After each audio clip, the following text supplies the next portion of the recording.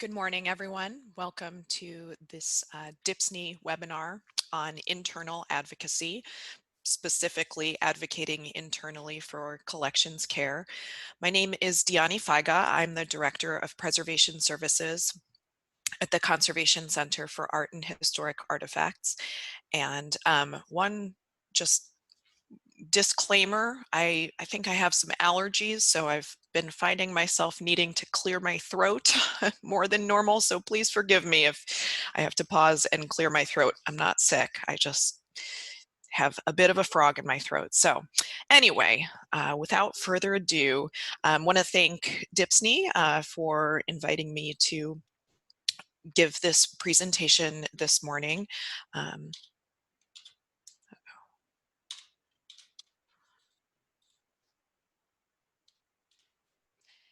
As many of you probably realize, DHPSNY, or the Documentary Heritage and Preservation Services for New York, is a 5-year initiative. We're actually in the final year right now to deliver collections-related training, preservation surveys, archival assessments, and other services to the historical records community throughout New York State. DHPSNY is a partnership and initiative of a number of different organizations and agencies. And I work for, as I mentioned, the Conservation Center for Art and Historic Artifacts, the organization that is coordinating and providing many of these services. Anyway, on to advocacy. So much advocacy literature and resources are focused on making the external case, on fundraising, lobbying legislators, proving the worth of our institutions to the public. This is, of course, critically important, but we need internal advocacy as well. We need to get support from our administrations, boards, deans, bosses, whoever the powers that be might be, in understanding that collections care and management are the crucial underpinnings of all collecting institutions' efforts. And collections care, I'll get into this a little deeper in a moment, but when I say collections care, I'm referring not only to physical preservation activities, certainly not just to actual conservation treatment interventions, but instead anything and everything that impacts the longevity of collections, the care and management framework at every point, from big picture considerations like overall resource allocations and having written policies in place, on down to the granular concerns about the types of storage enclosures used and the materials from which collections are comprised. There would not be collections without preservation, and therefore it's not only collections, it's history. What we as humans save and preserve is literally determining what we know about the planet. And a great deal of that preservation, of course, is happening at cultural collecting institutions. So I will try to anyway get off my soapbox here and get into some hopefully practical guidance about making the case for collections care. Advocacy can simply be defined as support for or recommendation of a particular cause or policy. When we advocate for something, we assert the reason or reasons we think that particular thing or action or process is necessary or positive. Advocacy is not always a direct request, though often it is connected with such, but simply that show of support, usually with the intention to convince someone else that they should hold the same level of support that we do. Then, what do we mean by collections care? The simple answer to this is that we are advocating for resources that will enable the caring for and management of collections.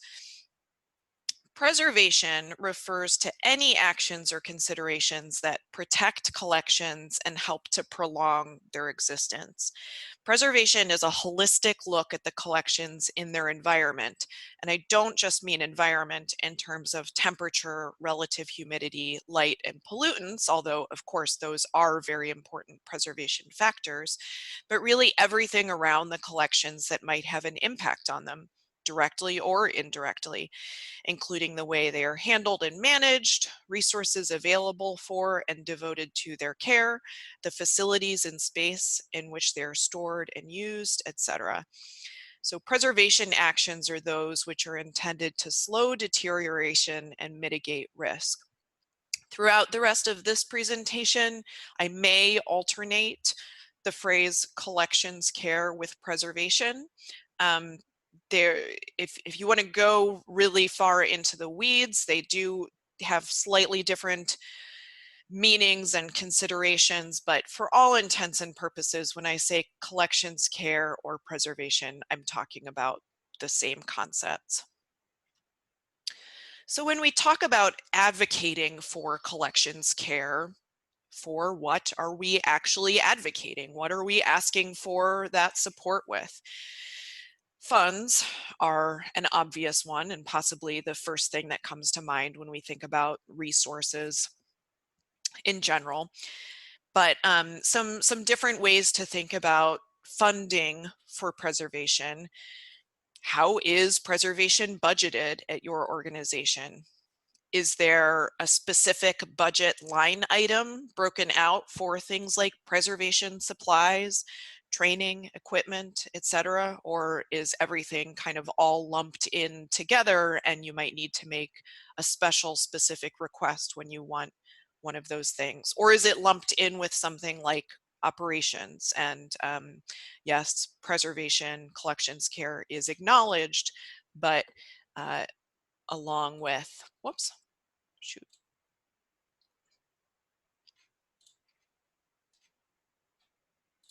Sorry about that. Lost my screen for a second. So as far as budget, when preservation might be associated, affiliated with some other area of funding. Other funding considerations, what types of grant opportunities are prioritized for pursuit if your organization is going after grants? Allocating allocating funding directly and of course generously to collections care is of course a fantastic way to help ensure that the work is accomplished. People, these are slightly out of order on the slide here because I want to talk about people next.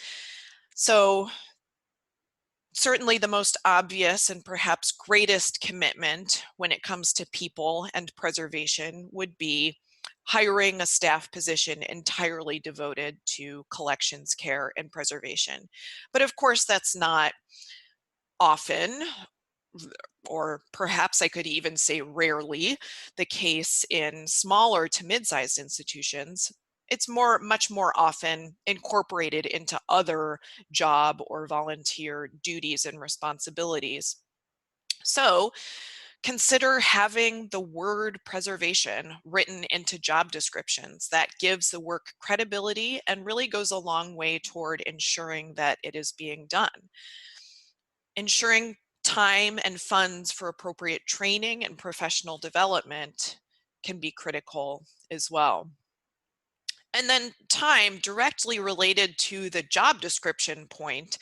If staff do not have a formally mandated responsibility to spend their time pursuing collections care activities, other more immediate concerns will often take priority. So having that time somehow specifically officially set aside to undertake preservation functions can be really crucial.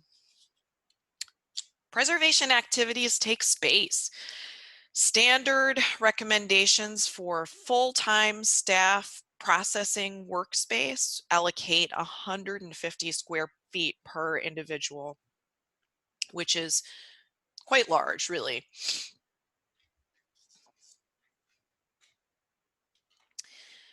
Having adequate space becomes even more critical when we need to spread collections out for sorting, rehousing, cleaning, etc.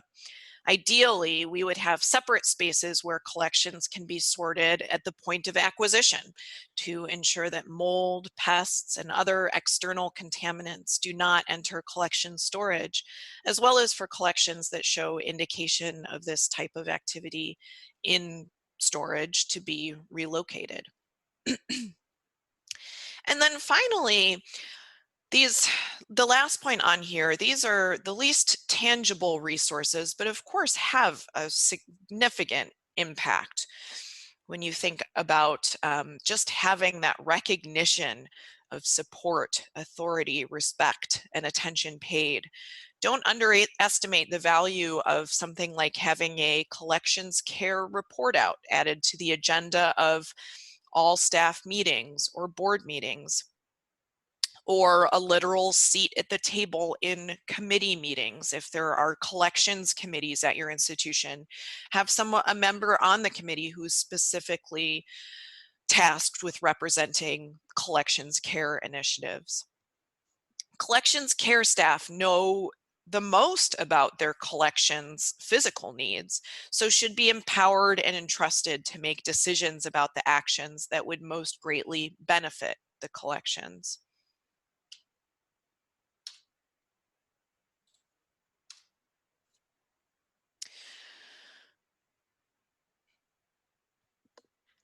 Why do we have to make the case? It is part of our responsibility as archivists and collections professionals to care for and protect the collections with which we work. As CCAHA's Collections Advocacy Toolkit states, the public entrusts cultural organizations to serve as guardians of this material evidence, with the expectation that the organizations will model responsible stewardship of collections. This complex task requires the attention of all staff members and the cooperation also of visitors and guests. Not really going to get too far into that part of it today, but just acknowledging this is our baseline responsibility, taking care of our collections. Another reason, I know this slide is cluttered, but just wanted to share a few mission statements. Preservation is right there in so many of our mission statements. Missions for cultural collecting institutions tend to state a commitment to collect, preserve, and somehow disseminate the collections they steward. And these are just some examples from New York organizations that have worked with DHPSNY in the past. I will specifically call out the first one listed up there, the Hudson Area Association Libraries History Room, which might win the award for having preserve the most times in a mission statement. But that just speaks, I think, to really the critical value and importance of preservation. So this historical collections missions is to preserve and acquire holdings regarding the history and culture of the city of Hudson and its residents. Secondarily, to preserve and acquire the history and culture of Columbia County, as well as to maintain, preserve, and protect the collection in a secure conservation quality repository while providing access to its holdings for visitors in a manner that promotes the collection's preservation. So everything, we all probably recognize the importance of a mission statement. Everything that we do at our organizations is supposed to support, refer back to, be supported by our mission.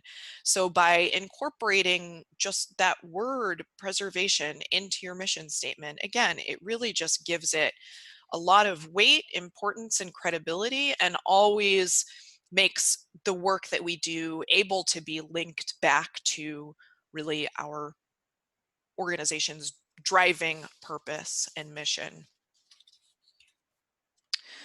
This might all seem implicit to us as collections staff and volunteers routinely working with collections on an ongoing basis, but We must also recognize, and this is, I'm sure, coming as no surprise, that there are always competing priorities for resources and attention. We cannot always assume that coworkers and decision makers share our understanding and commitment. Some of the reasons this might be is that many preservation activities take the long game approach and do not have an immediate visible impact. What I mean by that is controlling the climate in a collection storage space. We may be significantly aiding in the longevity of the collections, but it does not have as obvious an impact as placing a piece on exhibit or having a manuscript cited in a scholarly research paper or chapter. These activities quite often take place literally behind the scenes, behind the closed doors of collection storage or in staff workspaces. Potentially, some donors might not be as excited to fund behind the scenes work as they would for more public projects where their credit linkage would be more visible. And when compounded with the fact that we may often feel like we're fighting the cliche of the dusty hidden archives anyway, a stereotype prevalent outside our field, visibility can be challenging.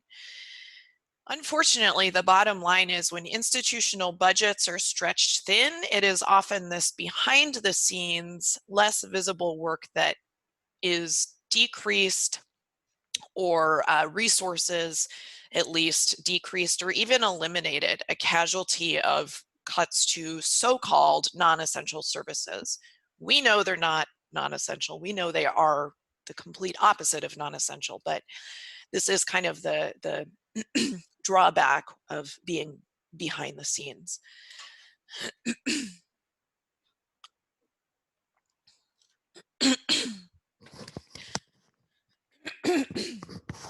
Excuse me, sorry about that. So, how do we deliver our advocacy message? How do we concoct the message, put together a communication plan, and then get it to the right audience that need to hear what we have to say? This might seem like the easy part, or at least some aspects of it might seem like the easy part. We all know that preservation work is critical. We all feel passionate about that truth. And ideally, everyone else would be on the same page. But developing a framework for your message ensures a targeted, well-considered request that will not only help you stay on topic, but can also be better received and have more likelihood for success.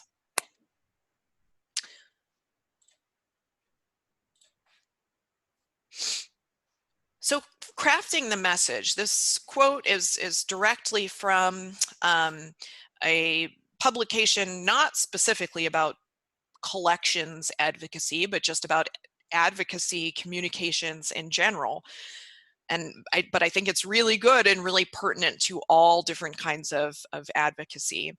Good communication cuts through the clutter. It does not add to it. It does this by getting the, emphasis mine, right message in the right medium, delivered to the right messenger, delivered by the right messengers to the right audience. So some tips for effectively cutting through the clutter. Define your audience.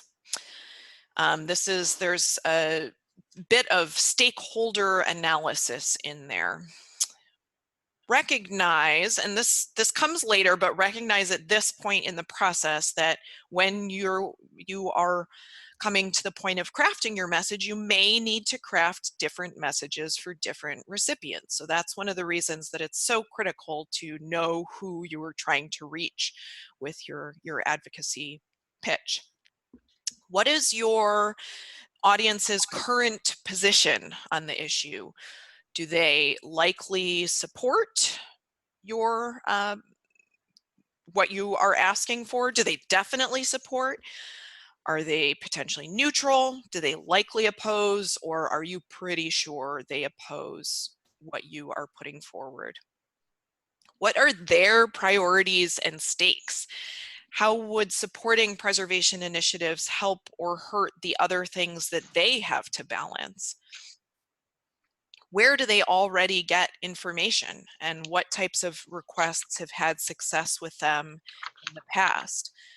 Are they the actual decision makers, or are they in a position to potentially influence the primary decision makers? Next recommendation, don't have a slide for this one, but put your request in writing. Having anything in writing gives it better credibility and helps your direct audience then disseminate and deliver the message to their decision makers. So if, for example, you are making an advocacy pitch to your boss, who is the executive director, she could then go take your what you have to say to the board of the organization, or external funders, potential donors, etc. Start out by writing for a general audience, and then also recognize that you might later need to reframe your request if the initial reaction is not what you had hoped, if you find out other information throughout that point of interaction. Always have a goal in mind. And this slide kind of echoes the previous slide that, when I was talking about for what are we advocating, but wanted to point this out here again to mention that it is usually far easier to convince someone to help you if you have specific measurable goals and even execution plans mapped out. So identify a financial wish list of supplies, training, conservation treatment projects, facility upgrades, etc. When articulating goals, I think it can be really helpful to acknowledge the reality of the situation. That is, try to strike a balance between ultimate recommendations, that is so-called best practices, and feasibility, so that you can demonstrate the great importance and value of these actions without overwhelming and presenting something as unachievable. This is kind of the roadmap approach. So if your organization has no climate control at all in a storage space, it's not even served by even heating or air conditioning that serves the public workspaces, or excuse me, public spaces or workspaces elsewhere in the building. So it's essentially at the mercy of the external climate. So that's baseline situation. What would be the best possible situation? Well, of course, to have a fully outfitted HVAC system that provides really strict temperature and relative humidity levels in that space. That's not feasible. You know you're not going to get there. It doesn't hurt to know that that's the ultimate recommendation. By the roadmap approach is articulating what the steps are in between that baseline where you are now and kind of the ultimate recommendations. So I really love taking an incremental approach to collections care. And I think that taking that incremental approach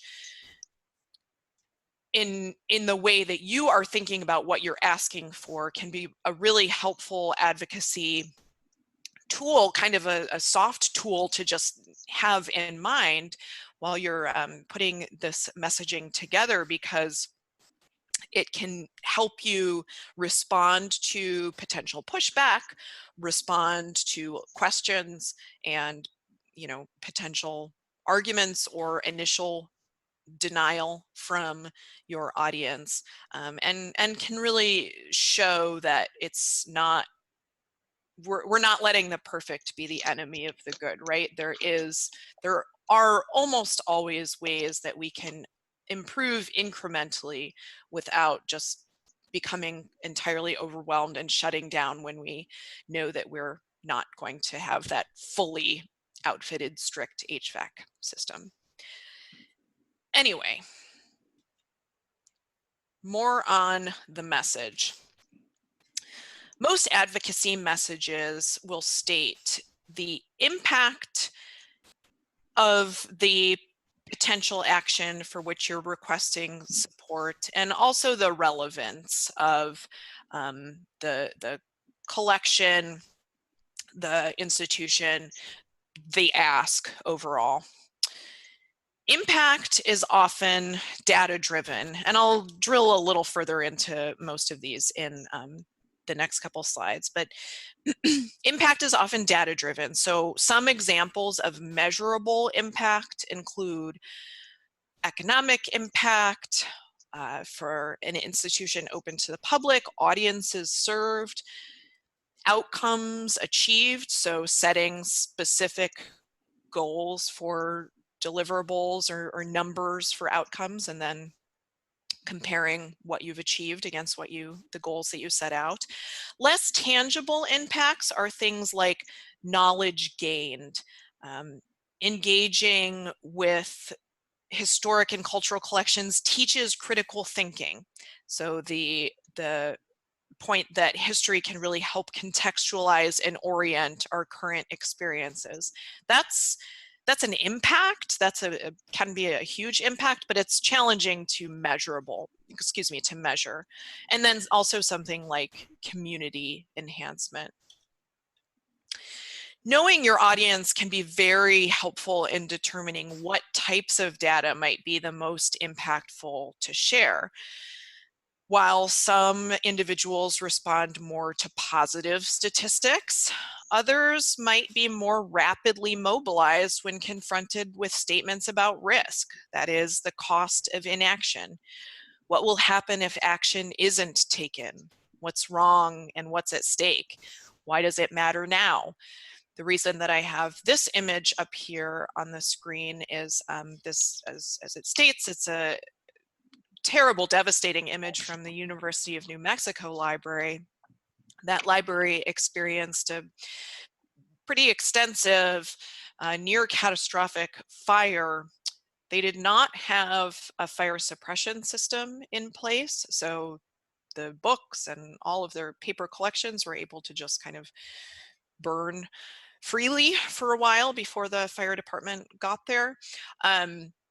The reason that this is a risk management story is because previous to the fire, this institution had a assessment to determine their fire risks, and had even gotten a quote about the cost of installing a fire suppression system throughout the building.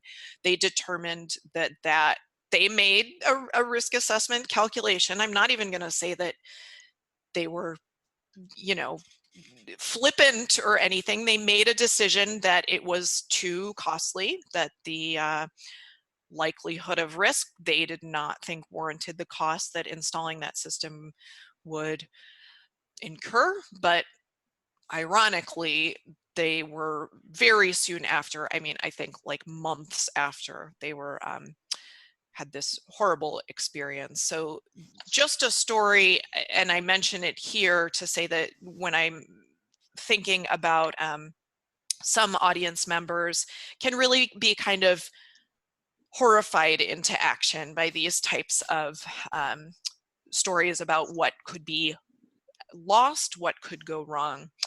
I tried to find some examples of articulating data around collections care. There aren't, I have 3 examples up here, but I'll say out front that none of these are really a magic bullet. Unfortunately, there's no kind of preservation cost calculator.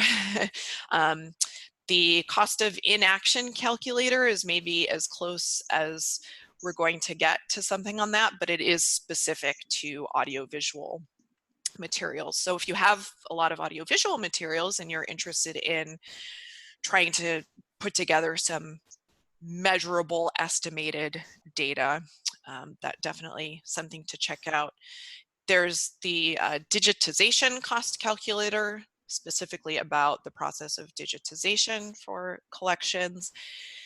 And then I included this preservation statistics survey report. This is kind of the other side of things. It's data about preservation actions as they're already happening at institutions. And I will give the caveat that it's mostly academic libraries, I think, responded, a lot of larger institutions, so might not have as much relevance to much smaller organizations, but worth checking out.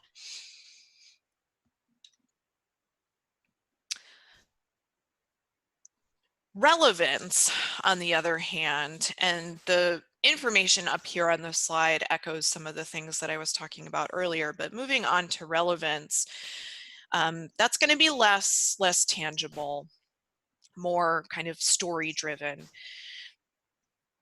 Stories, while they may be less tangible, they can really contextualize the data and make it personal.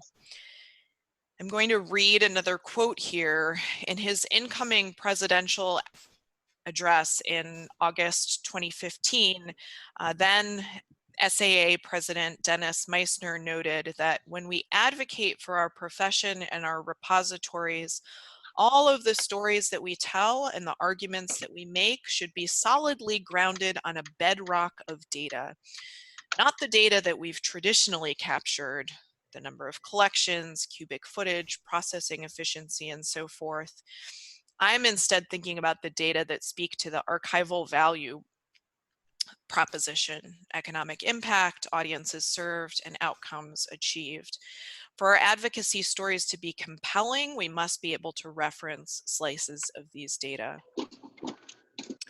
One other thing to mention in discussing compelling stories is a track record of success can be helpful for an external audience. For example, it can be incredibly compelling for grant funders to learn about all of the really great actions that you've taken in the recent past, but tread with caution internally. I'm definitely not discouraging you from singing your own praises of accomplishments that you have done really well, but you recognize that you need to balance need and capacity with the threat of inaction. More maybe practical example of that, overburdening a staff person with 6 different positions worth of tasks might work for a brief time if she is highly capable and dedicated, but quickly leads to burnout and poor morale. So we cannot we cannot let decision makers rely on stretching things too thin. So, strategies for advocacy. The header on this slide says make friends, and that's a good underpinning to much of what I'm going to talk about, but I'm going to talk about a little more beyond just what's on the slide as well. Get an outside voice. Even if you know essentially all of the collections care related concerns facing your institution, sometimes just having the issues stated in writing by a disinterested external party gives the matter more weight and credibility to administration. So having a written report like a preservation needs assessment or an archival assessment can be really critical as an advocacy tool and may even be required for preservation related grants down the road. So if you have worked with DHPSNY or are contemplating working with DHPSNY on assessments, that's just one more reason to go for it, is that assessment report that comes out of it, you might be able to turn that around and use it as an advocacy tool. I often usually the institutions that I work with on assessments, I'll say during the site visit, 95% of what is in this report is going to be old news to you. You know the issues with your collections. It's just having it in writing by an outside party that, you know, for better or for worse, gives it that weight and credibility.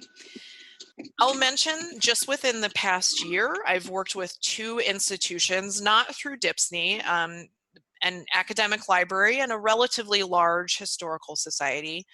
Again, neither of them were in New York, but they were both 2 within a year were able to create dedicated preservation positions as a direct result of the needs assessments that I conducted for them. That's fairly rare, so I was really excited to have, and I won't be able to say that statistic for long too within last year, but it is gratifying and just really exciting to see that there are very tangible ways that you can leverage something just by having it stated externally. Make sure you're not the only messenger. Make friends who can help deliver your message.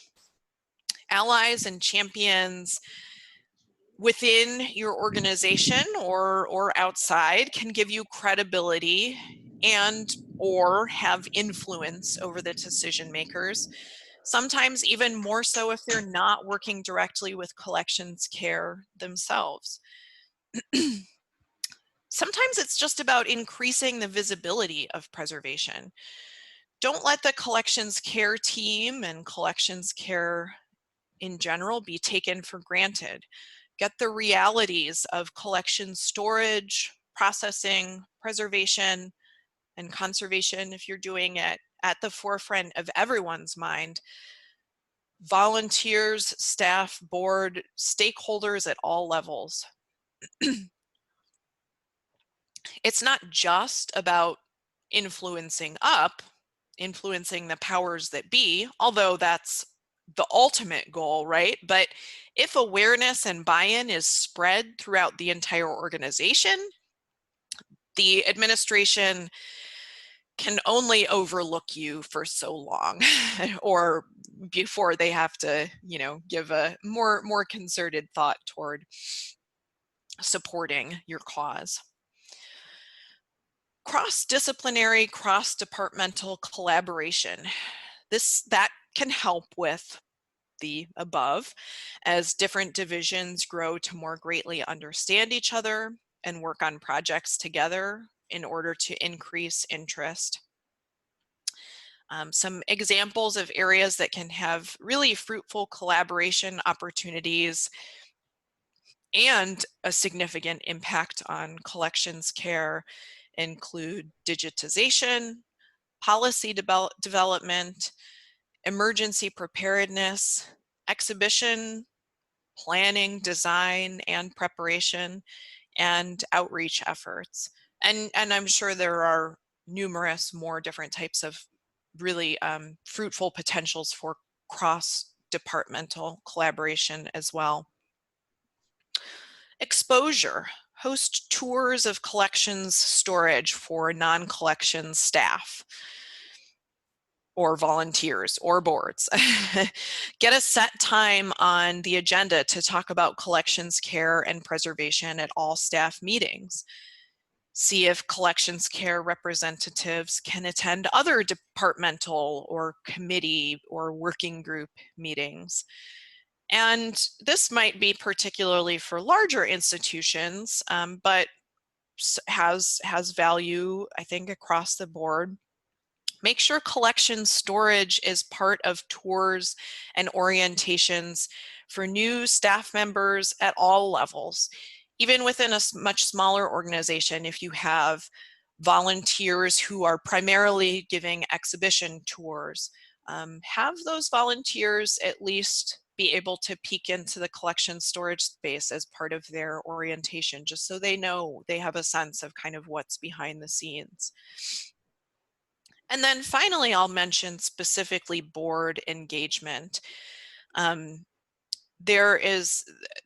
towards the end, almost at the end, I'm going to have a resource slide, and one of the resources I'll link out to is IMLS's Capitalize on Collections Care publication. That publication has a lot of great collections care advocacy tips, but in particular, they have a number of tips for board engagement, such as make sure a session on collection stewardship is part of, again, orientation for new board members. As part of a board meeting, take board members on a field trip to see collection storage. And don't be afraid to show the problem spots, because the board, they are the ones who are supposed to be out there promoting the collection and at a somewhat higher level ensuring the stewardship of the collection. So it's definitely not in their best interest for your collection storage space to be extremely cramped and hot and humid and lacking housekeeping. So, you know, having, if you are concerned about housekeeping conditions, in some respects, I would say even more of a reason to show the storage spaces to the board. And then feature collections care topics regularly in board meeting presentations and information packets. One final tip in this section, not final, but incorporate collections care or preservation into outward facing initiatives as well. Outreach, social media and other outreach, other communications efforts. These are all before and after photos of conservation treatment, so they have a very dramatic visual impact. But not just treatment, even if you aren't pursuing conservation treatment, things like rehousing projects, reconfiguring storage spaces, etc. Sometimes before and after photos from those types of more preservation, bigger picture initiatives can have a really interesting visual impact as well. And then this is my final point, is consider incorporating preservation actions into exhibits. And again, maybe the most obviously compelling case would be if a piece did undergo conservation treatment. So show a small before image next to the item itself, where, you know, look, and on this screen, look at the bound volume. You know, if that bound volume towards the center bottom of the screen were the object on exhibit, you could show a small image next to it of that before, when the boards and binding were detached, and just, you know, what a striking difference that is. But there are other ways to incorporate preservation into exhibits as well.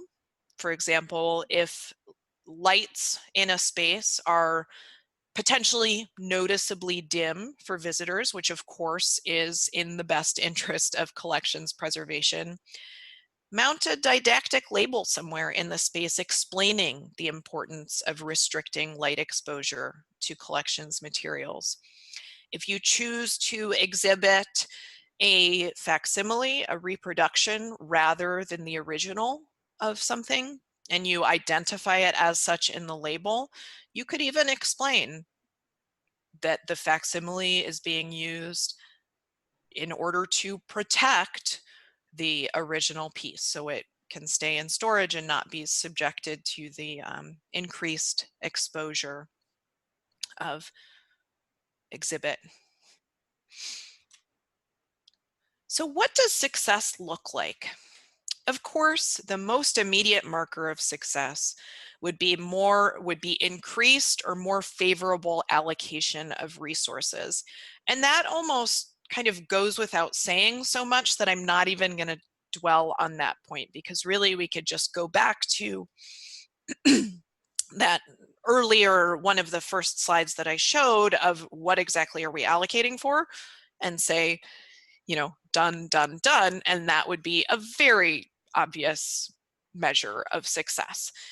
But there are longer range indications as well that have more to do with incorporating preservation and collections care kind of more widely and holistically into the institution's overall operations and mindset. One example of that is to have preservation-related goals and strategies explicitly stated in an overall institutional strategic plan.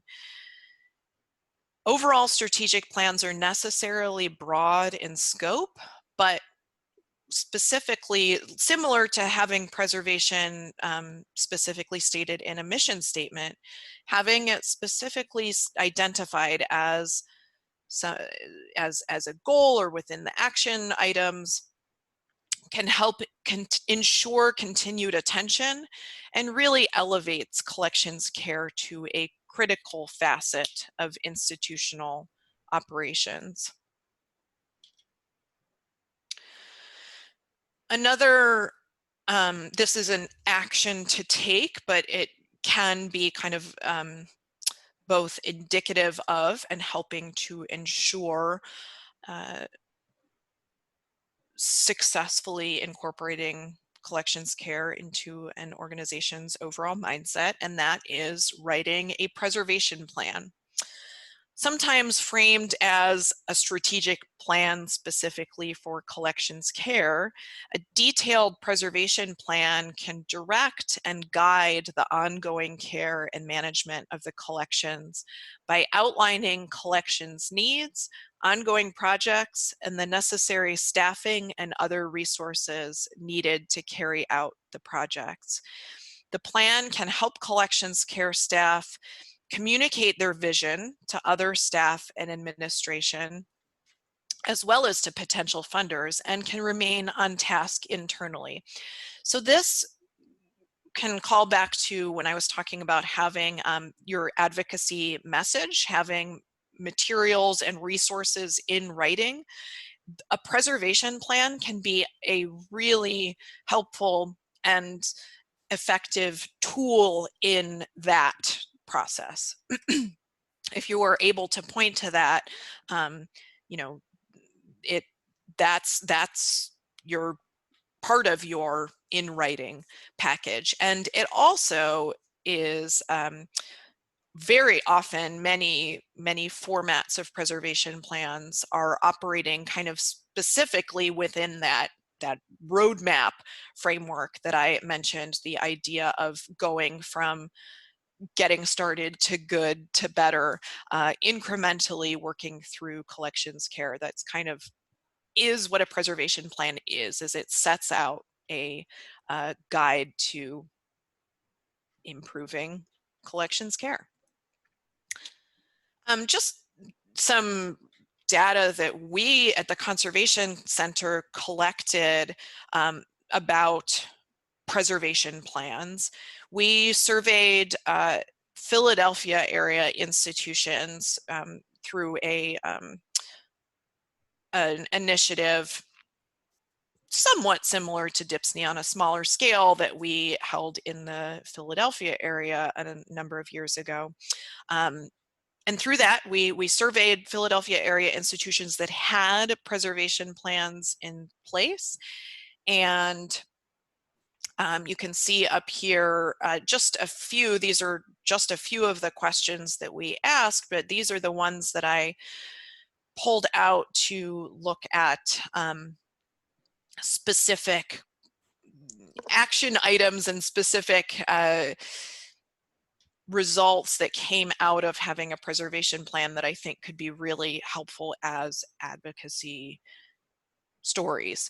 So 100% of institutions reported that the plan raised awareness of collections needs, either somewhere in the middle. I mean, I guess maybe if you're only looking at the 4s and 5s, 95%. But I can say that 100% helped with organization of projects to improve collection stewardship. Over 47% said that it actually, having a preservation plan in place actually resulted in increased internal funding allocations for preservation. And when you first look at that and say, oh, under 50%, that's not great, but it increased funding allocations for preservation. I think almost 50% is actually a really awesome statistic for that, because that actually means that having the plan in place enabled these collections, institutions, organizations to have more funding. And these were not large, massive, super well-resourced organizations. In many respects, the audience pool for the Philadelphia Stewardship Program is pretty similar to DHPSNY audience pool. So really small to mid-sized organizations that had funding increases. And then also, again, a really over 89% reported that it supported efforts to solicit funds for recommended preservation or conservation projects. So that is either through a special ask or through a grant application or through an ask to potential funders, or so not necessarily an increase in the budget, but a specific ask, which that's amazing. Almost 90% were able to make some specific ask as a result of a preservation plan. This is not at all an advertisement for preservation plans, you know, services or anything. It's just because there are so many tools and templates out there that and a preservation plan can take many formats. It doesn't have to be anything super elaborate, but I think it can go a really long way toward ensuring at least increased attention to collections needs. So I realize that I'm under time. I think we had an hour and a half scheduled, and I'm only just now coming up against an hour. So we have plenty of time for questions. If you have them, I will link to these resources up here. And I'll just say, kind of in my closing statements, working in an environment that is supportive of collections care shows a real commitment to stewardship by the institution. Beyond the very direct and obvious facts that it improves the lifespan of the collections themselves, an environment that's respectful to preservation might even increase staff morale and retention. It definitely looks good externally to funders, potential donors, users, and visitors. If you want to welcome visitors or researchers, you want them to think and know that you're taking good care of your collections. As stakeholders become more knowledgeable about the preservation needs of and risks facing archival collections, they will gain a greater understanding of the resources necessary to provide for collections care. So it is really part of our job as archive professionals and archive interested individuals in whatever capacity to spread this awareness as widely as we can. Not just our collections, but our very history is at stake. So I can definitely take questions now.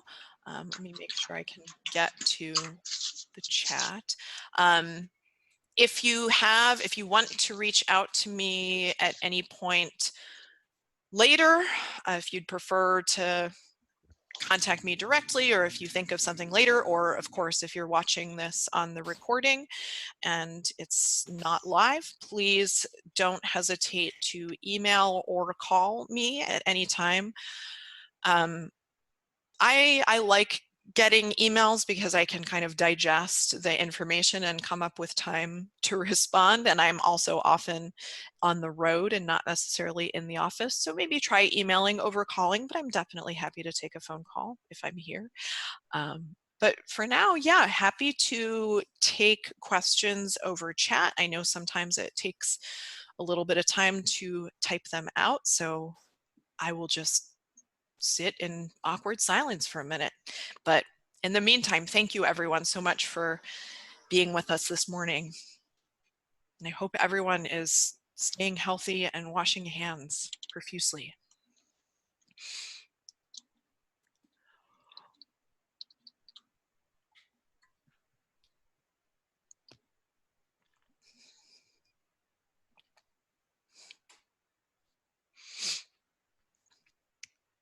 Can you talk about digital preservation? I'm assuming / hoping that you mean advocating for digital preservation.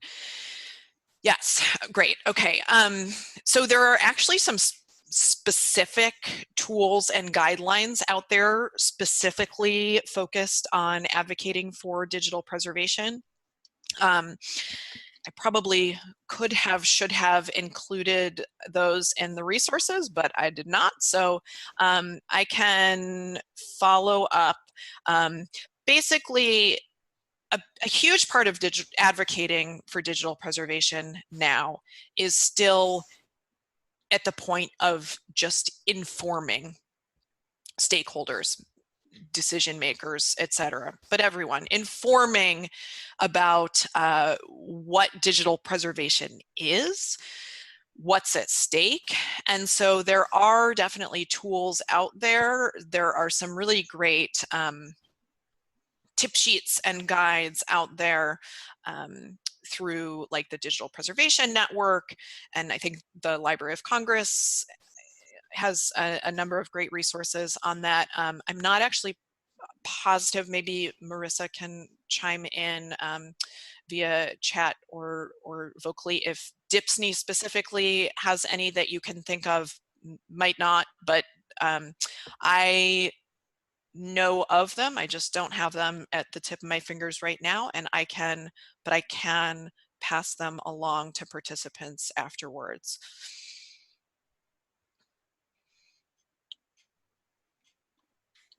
I mean, I will say another thing as well, along with just the importance of information, kind of clarifying what do we mean by digital preservation, what's at risk, what's at stake.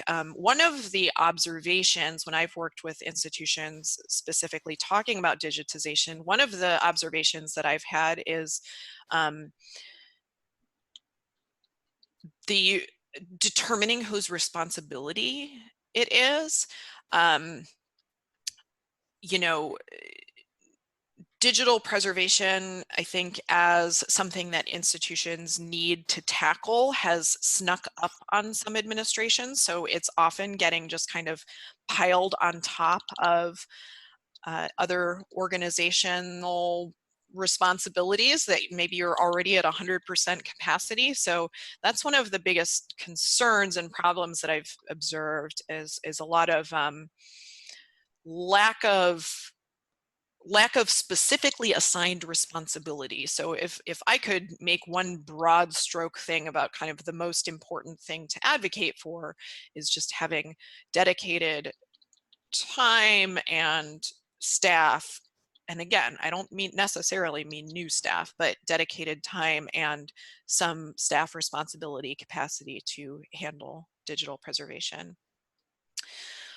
Best resources to guide for in making a preservation plan if you've never made one before and don't have an institutional one to update. That's a great question. There are, this is, right, okay, great, thanks Marissa. There are webinars on digitization and digital preservation through DHPSNY already. I don't know if they get into advocacy at all. I suspect not in depth, but anyway, sorry, Casey, resources that I can use to guide while making a preservation plan. So there are, this is another one that I definitely have the resources for, and I can hopefully have them sent out later. There are a few templates out there that, you know, and they're kind of at varying levels of helpfulness or completion or user interface. There are, you know, there is a entire book that was published by NEDCC a number of years ago, I think in 2001, about writing a preservation plan. Some aspects of it might be a little dated at this point, but on the other hand, a lot of the information has not changed in the past 20 years. So but hopefully it is all right with DHPSNY if we send out some resources. They do touch on advocacy. Oh, sorry, I'm going back and forth. If we send out some resources on preservation plans after this as well. And the digitization and digital preservation webinars that DHPSNY has up do touch on advocacy. So I stand corrected, and please check those out.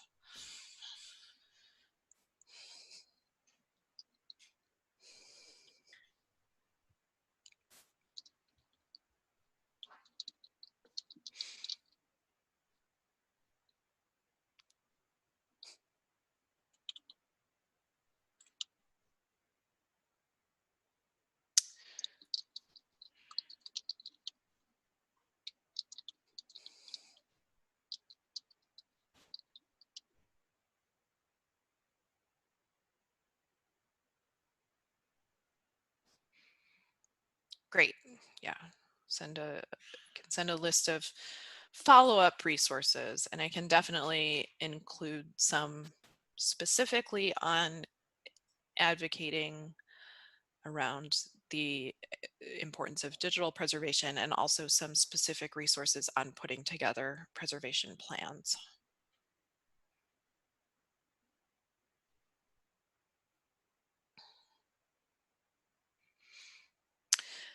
But the resources, and maybe since, well, I guess if it's a PDF, hopefully the links should just be clickable in the presentation, but the resources, if I can, yeah, they will, great. So some of these resources, particularly I would say the ones from SAA, and then if any folks from museums are here, but even if not, the American Alliance of Museums resources, definitely some of them, many of them have relevance beyond just museums. But so the AAM and the SAA resources have some great templates, and they are kind of framed as toolkits. So they have, you know, downloadable sheets that you can update, and ways that you can, you know, templates for putting together an advocacy message, templates for putting together pitches for different audiences. So check those out. Those aren't going to go into the preservation plan itself, and they are going to be much more general advocacy, not necessarily specifically advocating for collections care, but definitely some helpful points to extrapolate there.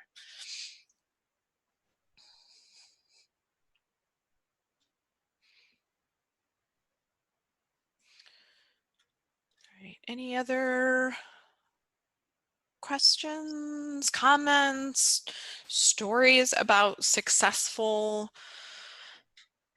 advocacy efforts?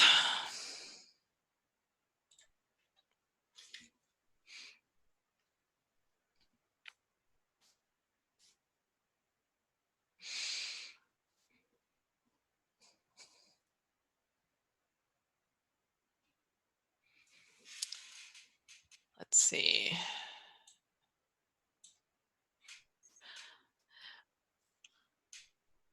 I'm the lone archivist for a private collection with a private small parent company.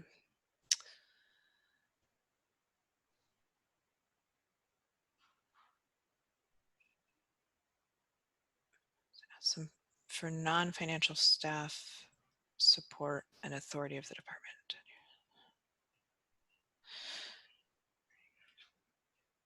Okay. So I think my advice, just based on the information that I have from Charlene, my advice would be the specific question is advice on having a successful approach rather than a passionate soapbox approach. And yeah, I mean, that can be a challenging distinction. I think it can be, especially because we are so passionate about our collections and we know so well what's at stake, that I think sometimes it can be challenging to disengage and step back from that a little bit and try to be more pragmatic. So I would recommend focusing on data if you have it, data on users,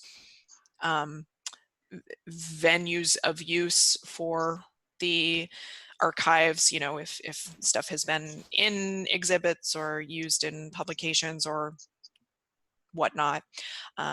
So focus, if you can, if you have it, on data and statistics, but also focus, this is something that I think I touched on, but maybe could elaborate on a little bit here, is I think that there is always a case that we can make for the importance of our collections to just about all stakeholders. It's just to the importance and kind of ongoing work and operation of just about all stakeholders. It's just a matter of finding exactly what that will be. So that is when you are going to the audience that you are going to be taking your plea to, think about ways that losing the archive, that neglecting to allocate adequate resources to the archive, think about ways that it could harm or compromise or even affect at all their situation. In a company history,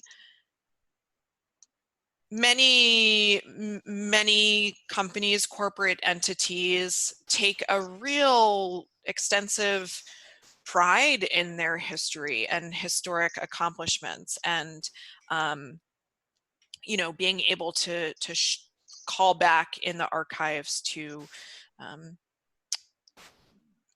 previous examples of, I mean, I don't know what kind of company it is, so it's hard for me to make make generalized descriptions of what might be in the collection here, but you know, if you have historic photographs of the company's operations or products or what have you, that might be really compelling to use in a marketing context, might be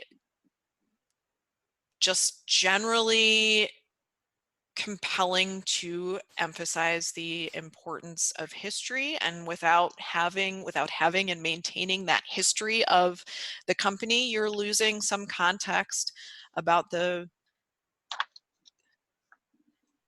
okay, a religious congregation of nuns that in reality is approaching dissolution in the next 15 or to 20 years. Yeah, so I guess when I read company, I was thinking more of a corporate entity than a religious congregation. But I mean, I think there's a huge, even more so, a huge importance to understand the history of a religious entity, and think about, you know, if they may be approaching dissolution within 20 years, there may well, I could really imagine that there would be other entities out there that are interested in the history of your congregation. Okay, there is a corporate entity aspect to them in addition to the membership. Yeah, so I don't know. I don't think I had any great specific advice for you, but my advice is always, I think the most key advice that I would reiterate would be to focus on the particular stakeholders that you are trying to reach and try to find ways that your plea would also benefit them.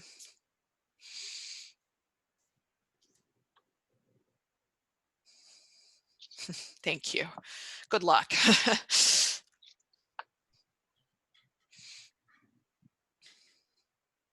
Oh, I didn't mean it sarcastically. She writes, I know, LOL. No, I meant really good luck. I hope I hope that you have some empowered information to take back, and I absolutely sincerely offer you the best of luck with what I see, and I'm sure probably everyone in this presentation understands as an extremely important mission.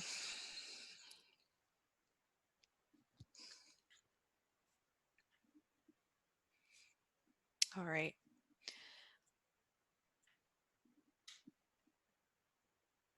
I think I'm going to go ahead and wrap this up and encourage anyone that has questions to reach out to me afterwards. Definitely have a little bit of my own work to do in terms of just compiling those additional resources, but I have them, so I will send them along. And again, thank you all for joining this morning. Thank you again to DHPSNY for having me present, and we hope to see you again soon at one of our next webinars.